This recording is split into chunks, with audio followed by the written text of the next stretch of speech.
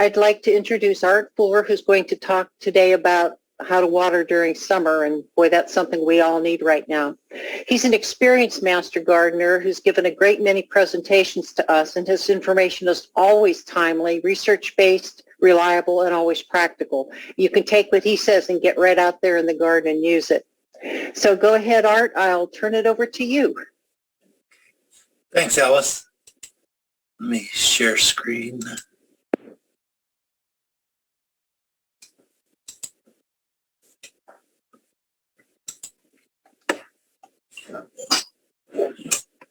All right, good afternoon, everybody. Glad you could join us on a nice day today. It's a little overcast out there, so it's a good time to talk about summer watering and needs for the plants. First of all, I want to get into, before we start the class or the workshop,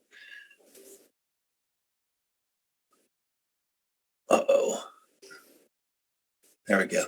Upcoming workshops. We have next week, Gary Fredericks will be teaching summer lawn care. And then we'll go into August months. We have Jennifer Mendoza teaching top 10 noxious weeds and how to control them. And then Adam Weeks is going to talk about landscaping for wildlife. And then I'm going to be doing tending the garden and when to harvest your crops. And then Alice Slusher is going to be doing on the 24th seed saving. And then Billy Bevers is going to be teaching growing garlic on the 31st. So that'll cover us all the way through the August time frame. And then we'll start posting September time frame up after that. And here's a small plug for becoming a master gardener down in Cowlitz County. If you're interested, get a hold of Gary Fredericks, and his phone contact information is there on the left-hand side of this brochure.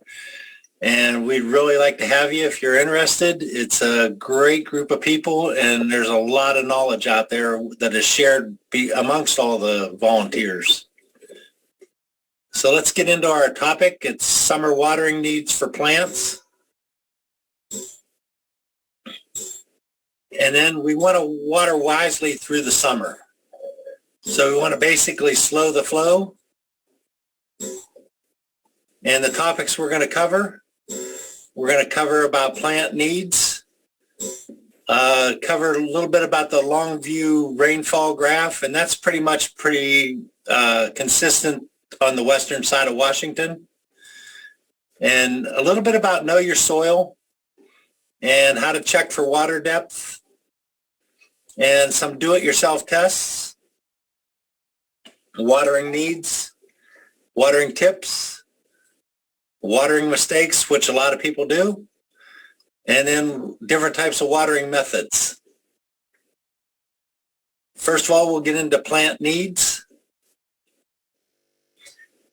As we've been talking all throughout the summer, that the plants need a minimum of 6 hours of sunshine per day. And good soil is plant dependent. And what that means, if you don't have a good foundation for your plant's not going to grow very well. So you want to make sure you have the right type of soil. Air movement prevents foliage disease. And then watering, if you have to tote your water or hoses, chances are watering won't get done. So it's better to have it on location if you can.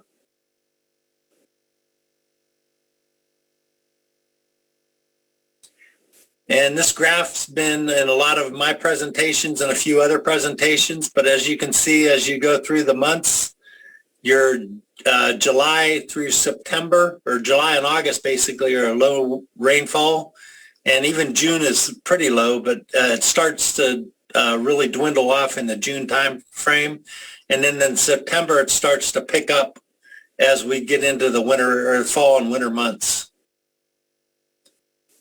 So you really have to be careful around that July, August time frame. You want to make sure everything's taken care of and make sure everything has plenty of water. This year here, we had to watch quite a bit in June. We had some really hot days in that time frame. So before you start to really get into watering methods, you want to know what your soil is going to contain of the water. So you want to know your soil for watering needs. Clay soils is going to retain water more than sandy soils will. And on the left is clay and on the right is sandy soils. And there's a little bit of each, the sand, the silt, and the clay, different types of soil consistencies or textures. And there's another good example right there of what happens when you water. If you're in clay, if you can see, the clay does not let it filter down through very far, and loam is a little bit better, and sand is very, very good for letting the water get down into the rooting systems of the plants. And there's a simple do-it-yourself test for soil texture, and that is listed right there, the hyperlink for that.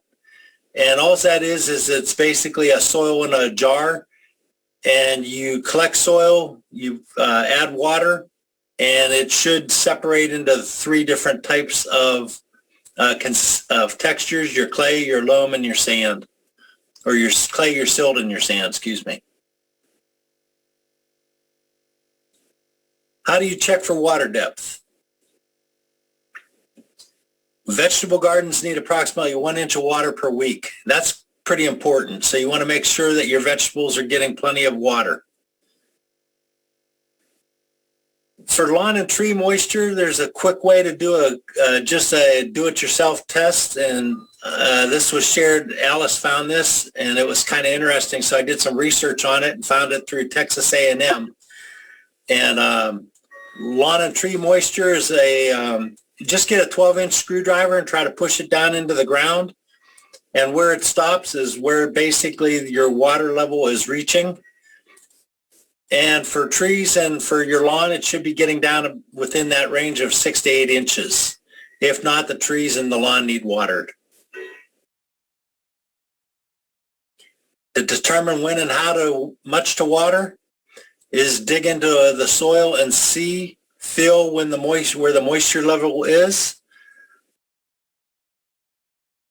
Soil should never be wet on the surface, but it should be wet 2 to 3 inches down below.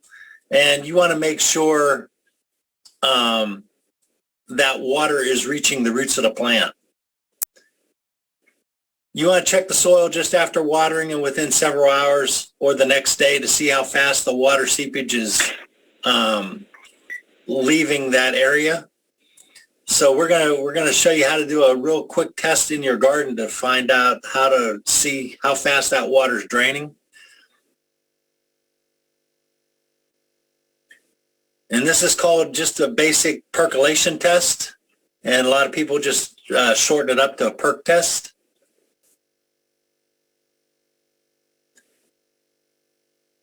And all this test does, it tells you the amount of time it takes the water to drain through your soil. It's going to give you a time frame that'll help you determine how often you need to water. And this is the site I got it from. And this is listed on our references. So it's a real easy test to conduct. You first want to dig a hole approximately 1 foot diameter and 1 foot deep. Simple, just use a shovel, dig it out.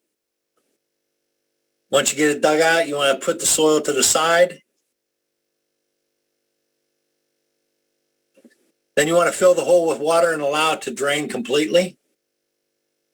So you get it saturated, fill it up with water, let it drain. Once drained, immediately refill the hole and measure the depth of water with a ruler.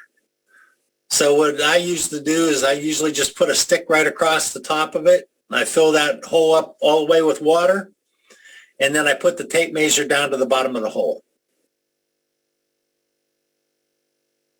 So there's a picture of what it looks like, what happens. You put a tape measure down to the bottom of the hole, and you start a stopwatch. And you're going to time it for about 15 minutes, see how far that water drops off the tape measure. Then you multiply it by 4, and that tells you how much per hour that it is drained. Now, it's a real simple, easy test to follow and do. So what does the results mean? The ideal soil drainage is about 2 inches per hour with readings between 1 to 3 inches, generally okay for garden plants. If the rate is less than 1 inch per hour, your drainage is too slow and you'll need to improve drainage or choose plants tolerant to wet soil.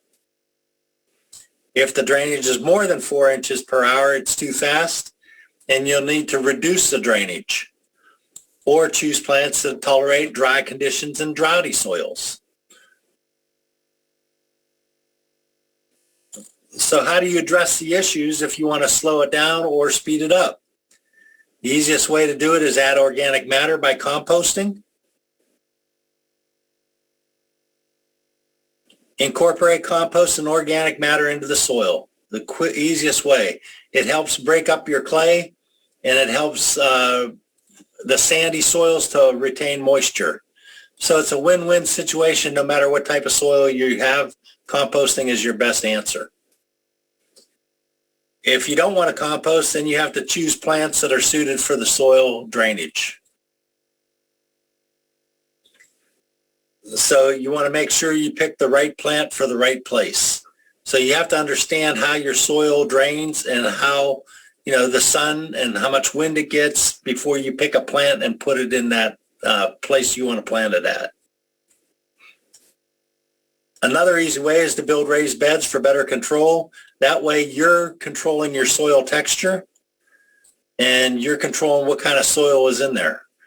So I've got raised beds in my garden and that's the easiest way. I just maintain my soil in those beds and it's a lot easier than trying to maintain a whole garden.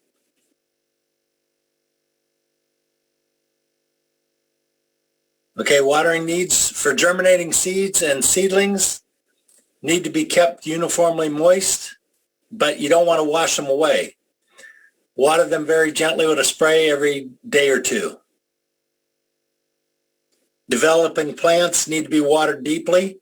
And I mean, when you water deeply, you don't want to water them hard. You want to water them slow and let that water run for a long period of time and just let it drain down through that soil to reach the depth of the roots.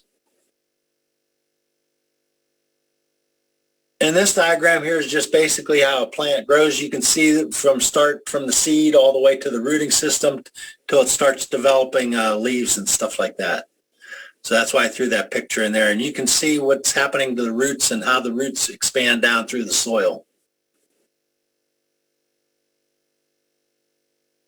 Okay, crops such as lettuce, beets, green beans, and chard draw water from the top foot or less of soil.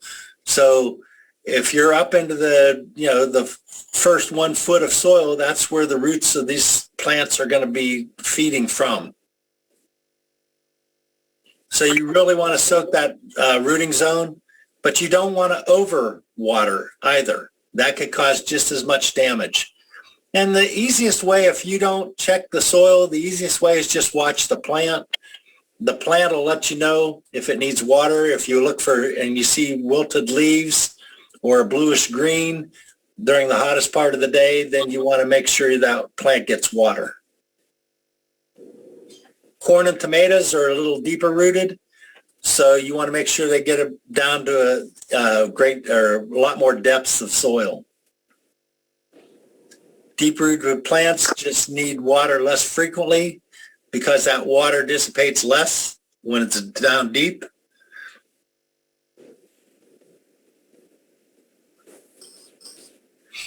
General guideline, and this is very general, that have been watered properly, plants that have been watered properly and therefore have developed deep roots need a thorough watering every 5 to 7 days in hot weather. I'm not talking 100 plus degree weather. I'm talking your 80s to 90 degree weather. And you can, if you watch your plants and watch the leaves will start wilting. You know the plants need water. If the plant starts to get droopy, give it some water. trees and bushes that are newly planted need to be watered thoroughly until the roots establish. And you just want to water around the drip line area. But the bad thing about trees is you won't know immediately. As in a plant, the plant will tell you immediately what's wrong with it if it needs water. A tree won't show you signs until possibly next year. And that could be an issue. But this year, since we had this hot weather so much, you're seeing a lot of trees show that effect really fast, especially like apples.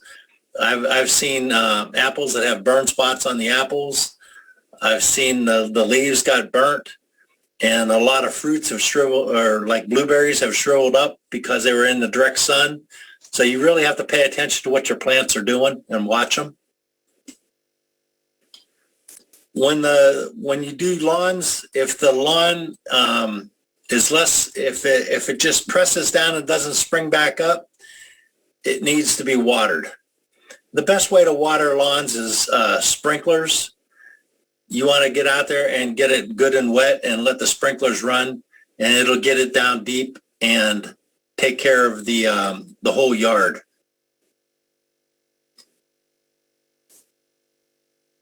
Okay, in your garden or your flower beds, to reduce evaporation, you want to mulch 2 to 4 inches and water during the cool parts of the day.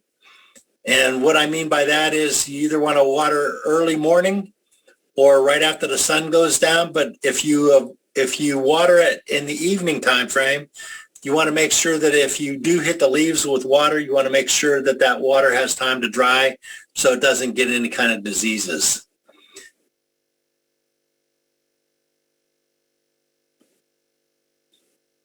And there's just verifying for sure when to do watering. Always water tomatoes and peppers and squash at the base, never with overhead sprinklers.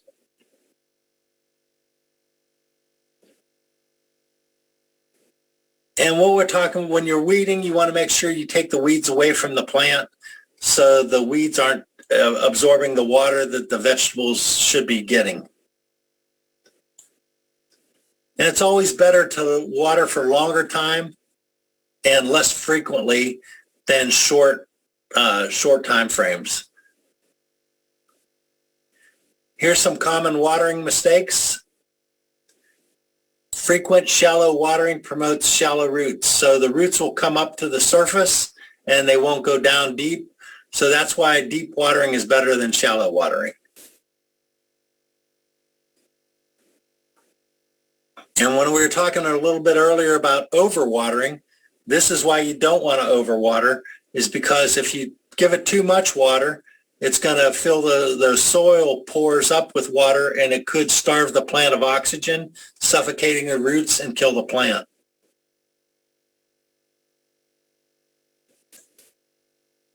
Underwatering does not allow the roots to replace water lost during transpiration.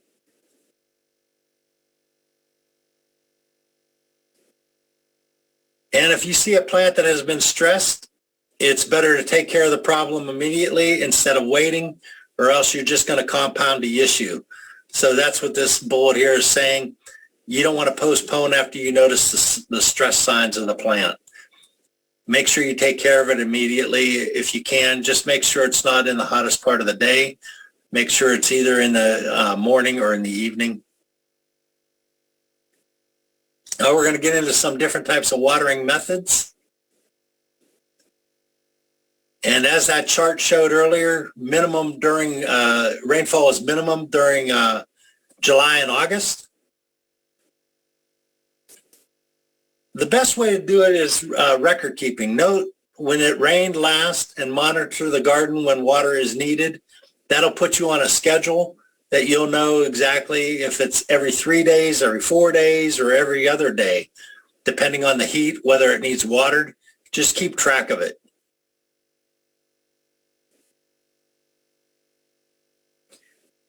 Different types of watering methods. Hand watering, that's very time consuming and labor intensive.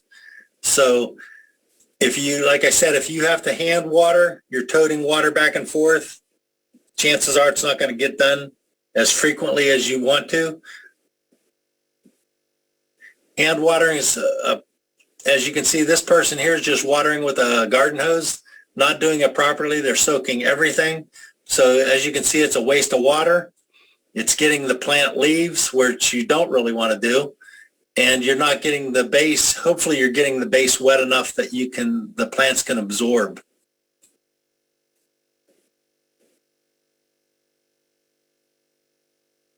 Sprinkler systems are good for lawns. I only recommend them using for lawns. The reason being is wasteful for gardens by watering everything in the sprinkler's path. So just because you're using that sprinkler system and you're watering all the weeds, all the areas that the plants don't need to be watered, and you're just encouraging weeds. So that's why sprinklers are best for lawns. Can cause plant disease if it's done at the wrong time. So what that means, if you're watering in the evening time, you turn those sprinklers on and they wet everything and soak everything, and it gets chilly during the night, you've got a good chance of opening that plant up for disease and infections. Definitely will encourage weeds.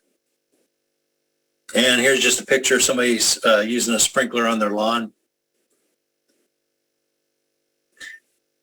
I put this picture in because I've seen this several times, that how people try to water corn, and you can see they're just blasting this water across the whole field.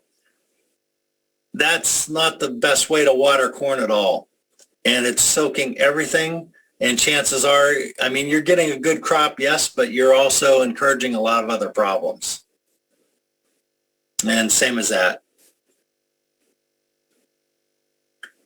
Soaker hoses are good. Can't be wasteful by watering more than is needed. So I'm really careful when I use a soaker hose. I usually wrap the soaker hose around the plant so the majority of the water gets to the right spots. So here's an example of using soaker hoses on a raised bed.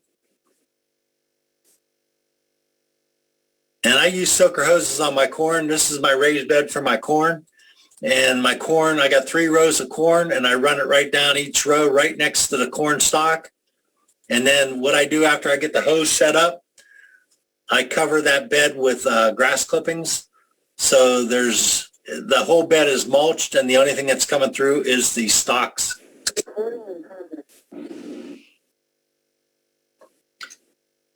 Drip irrigation is the best, and it's most effective.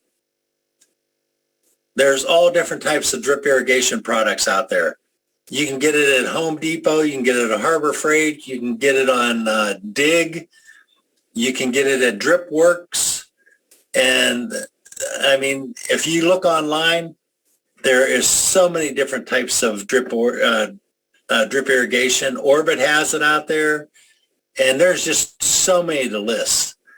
But the nice thing about drip irrigation is a lot of the stuff is interchangeable. So if you buy it at Lowe's or Home Depot or Dig or Drip or Rainbird or Orbit, a lot of times the parts and pieces are all interchangeable. You just have to be careful and know what, and when you have to know what you got and know how to use it and know how to set it up properly. If you, we had a little problem down in our demonstration garden. The drip irrigation works on low pressure, so you have to put a pressure reducer in there because a lot of watering systems come in at a 60 psi or higher. So you have to put a reducer in that line to prevent damaging the drip irrigation systems. And they weren't doing that down in demonstration gardens, and they kept blowing hoses and couldn't figure out why, but here it was coming in at too high a pressure. So we caught that and put the reducers in. Now we don't have any problems down there.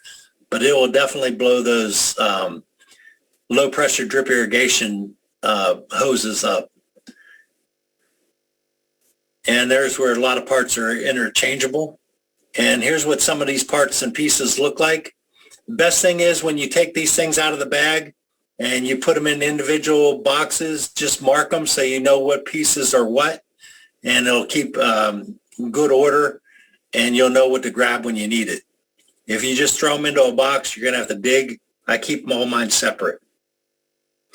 And this is my tomatoes in my garden. This is another raised bed. And as you can see, I got the center line going down through the middle of the tomatoes. And then there's little tethers coming off this line and goes to each of my tomato plants. And all it's doing is watering right around the area of that cage, and nothing else is getting watered. So I'm not wasting any water, and it's going directly to the plant. And then once again, I do the same thing. I mulch over top of all the stuff that's barren, and I keep the weeds down. I don't have to weed my garden, so it makes time, it's time consuming for me. And it's a lot better method, and I know I'm not wasting that water, and the plants are getting what they need. And here's another method too that we've been seeing a lot of. They're called Oya pots. They're made of terracotta. And what's nice about these is you fill these pots up. I'll show you a picture of one. This is what this pot looks like. And it's a terracotta or a clay. And it's not glazed. And it's porous. So the water can actually drain through this porosity of the pot. And all you do is you end up, and the picture on the top of it, there's two different pictures there. You can see the pot as you buy it, and then you bury this pot in the ground. And it makes the plant work for the water.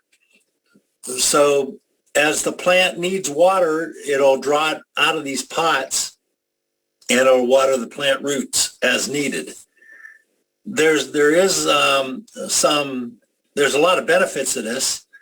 So it saves time on watering. If you're going away for some time, you can fill these pots up. They range from, I've seen them at half gallons. I've seen them at 1 gallon pots. I've seen them at 3 gallon pots. But you just bury them in the ground and fill them up with water.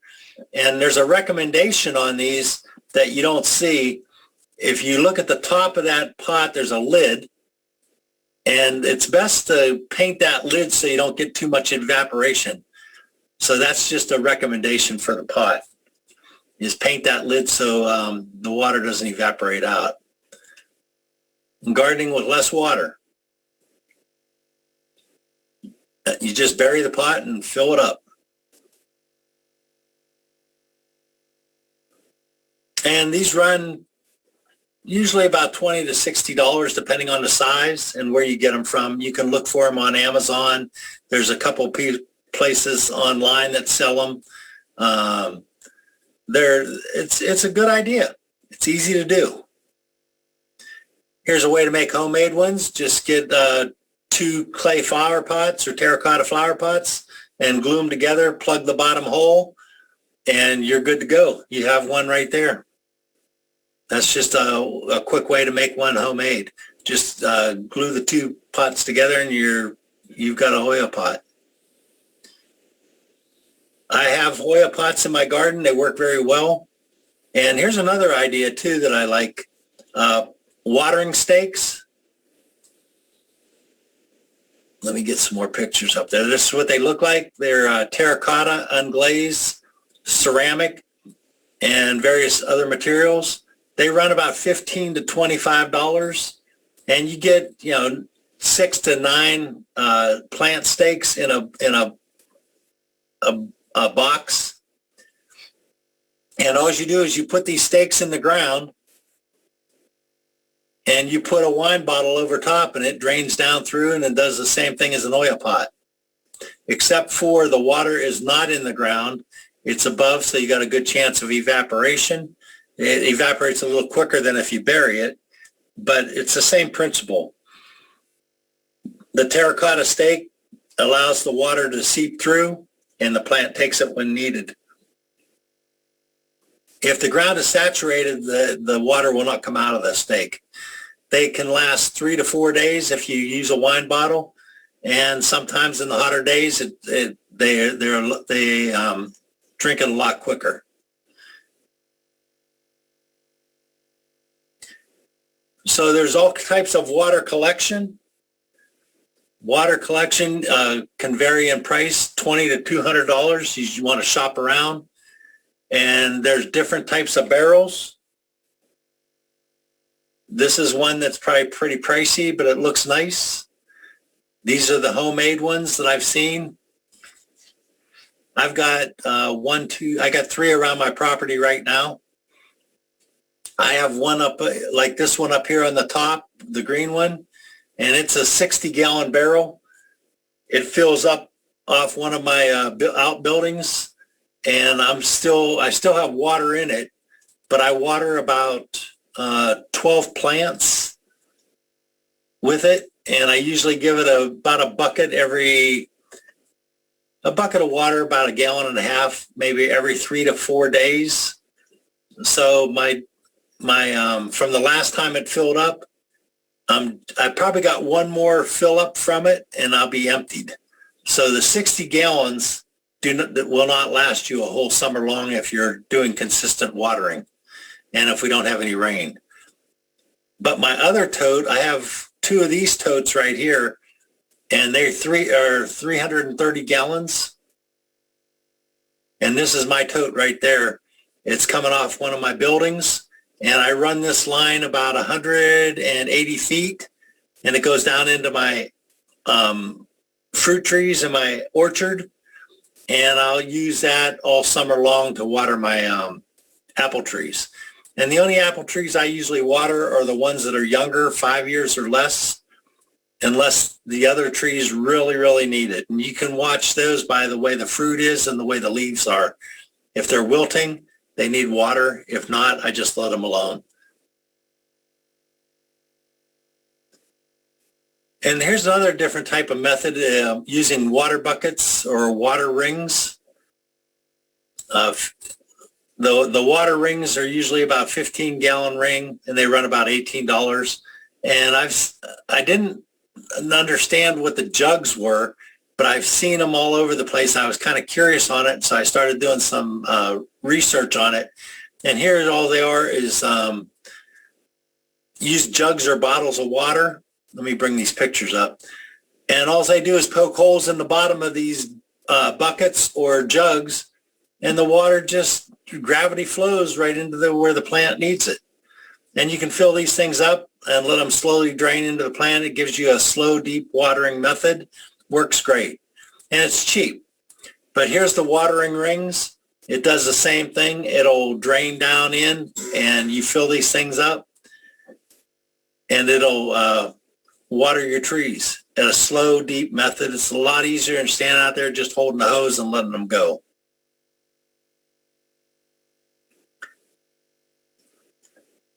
So in summary, we had plant needs, the long view rainfall graph, know your soil, how to check for water depth, do-it-yourself tests, watering needs, watering tips, watering mistakes, and watering methods.